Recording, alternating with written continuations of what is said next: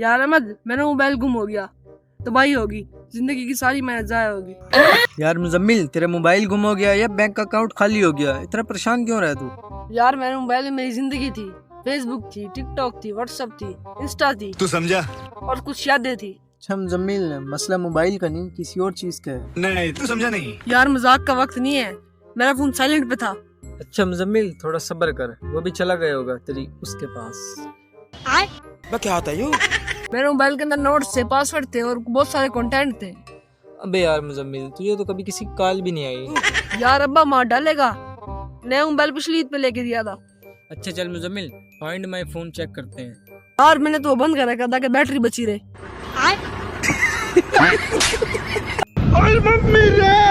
अब बोल, लगता है कल तो तेरे में इंस्टॉल ही नहीं हुई है।